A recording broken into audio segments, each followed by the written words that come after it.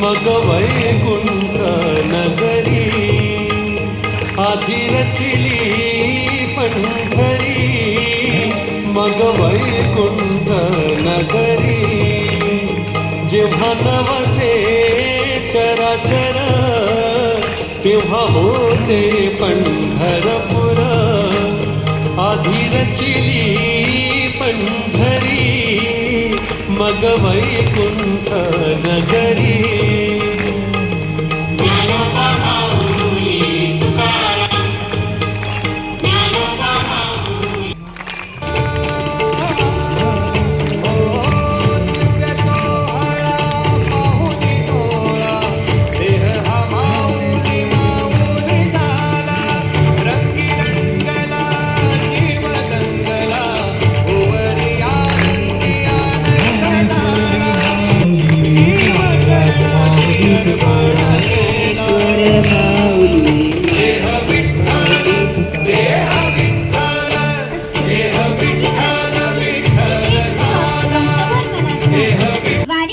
आनंदाचे प्रतीक आहे.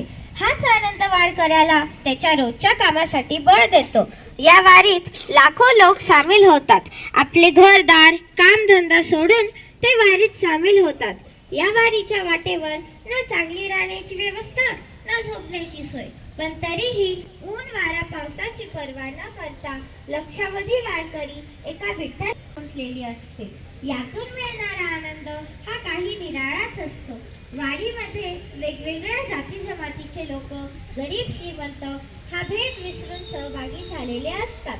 पुरुषांच्या बरोबरच स्त्रियांची संख्या असल्याने स्त्री पुरुष समानतेचा संदेश आपल्याला वारीच्या माध्यमातून मिळत असतो. त्याचप्रमाणे सर्व धर्म समभाव ही भावना जोपासत विठ्ठलाच्या भेटीची ओढ प्रत्येकाच्या चेहऱ्यावर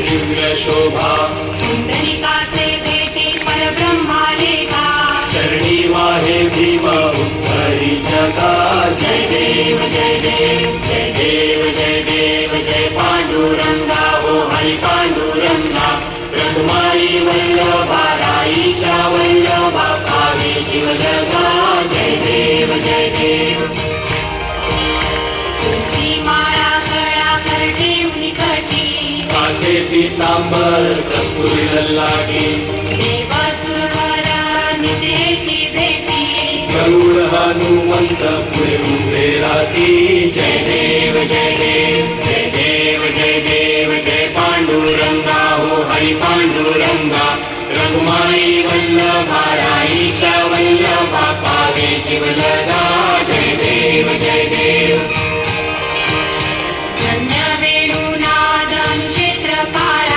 सुवर्णाची कमळे वनमाळा गळा राई रखुमाबाई राणी या सगळा ओवाळी तो राजा विठोबा सावळा जय देव जय देव जय देव जय देव जय पांडुरंगा हो हरी पांडुरंगा